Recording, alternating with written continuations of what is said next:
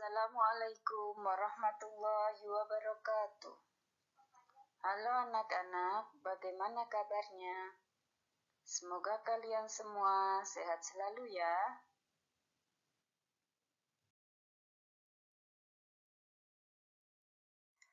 Anak-anak, hari ini kita akan belajar tentang pelajaran fikih, materi azan dan iqamah. Kalian pasti sering mendengarkan suara azan. Suara azan dikumandangkan saat masuk waktu sholat, seperti sholat zuhur, sholat asar, sholat maghrib, sholat isya, dan juga sholat subuh. Untuk mengetahui lebih lanjut tentang azan dan iqamah, kita lanjut yuk ke pembahasan selanjutnya ya.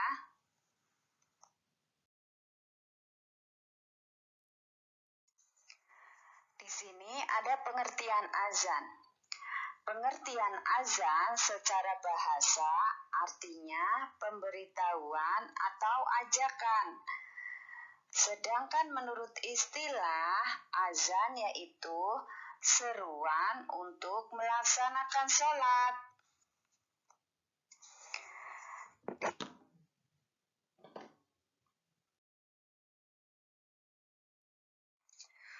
Tujuan azan dikumandangkan yang pertama itu untuk memberitahukan bahwa waktu sholat telah tiba.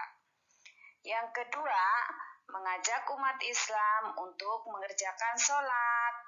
Dan yang ketiga, memanggil umat Islam untuk sholat berjamaah. Ada beberapa manfaat dikumandangkannya azan ya. Yang pertama, itu memberitahukan bahwa waktu sholat kita telah tiba.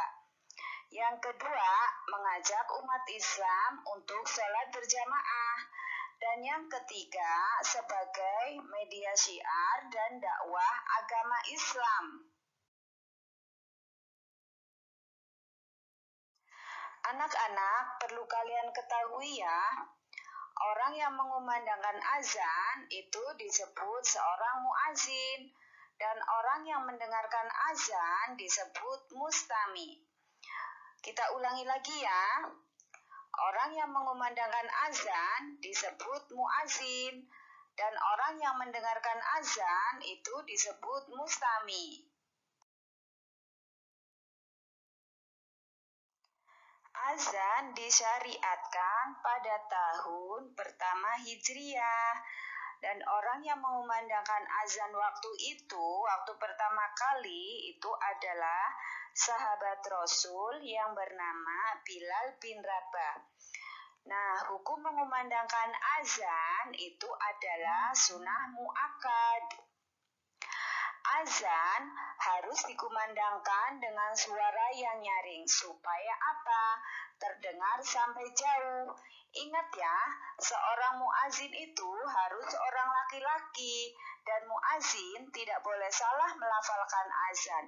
Kenapa? Karena dapat menyalahartikan arti azan tersebut. Selanjutnya kita bahas iqamah ya. Iqamah menurut bahasa berarti mendirikan. Menurut istilah yaitu ajakan untuk melaksanakan sholat berjamaah. Iqamah menandakan sholat akan segera dimulai. Nah, iqamah dikumandangkan ketika kita hendak melaksanakan sholat.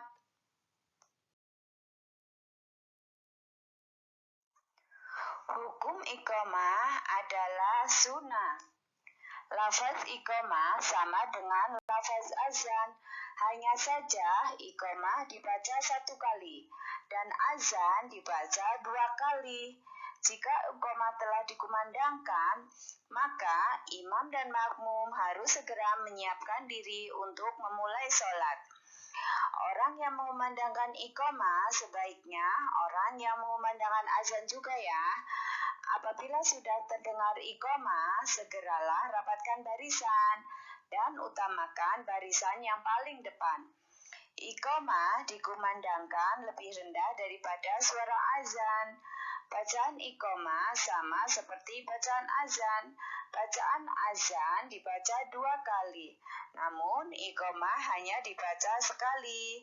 Dan dalam iqamah terdapat kalimat qad qamatis shalah. Ketentuan azan dan iqamah. Syarat azan dan iqamah. Orang yang azan dan iqamah itu harus orang Islam. Azan dan iqamah dikumandangkan setelah masuk waktu sholat. Dan yang mengumandangkan azan dan iqamah itu harus sudah tamyiz ya. Artinya sudah mengetahui baik dan buruk. Dan kalimatnya itu diucapkan berturut-turut. Yang terakhir itu adalah tertib. Kalimatnya harus teratur. Sunnah dalam azan dan iqamah. Yang pertama, berdiri tegak menghadap kiblat. Dan yang kedua, suci dari hadas. Yang ketiga, berdiri di tempat yang lebih tinggi. Yang keempat, hendaknya memiliki suara yang bagus. Yang kelima, memasukkan jari ke lubang telinga. Yang keenam, berhenti setiap selesai membaca satu kalimat azan. Dan yang terakhir, itu membaca doa setelah azan.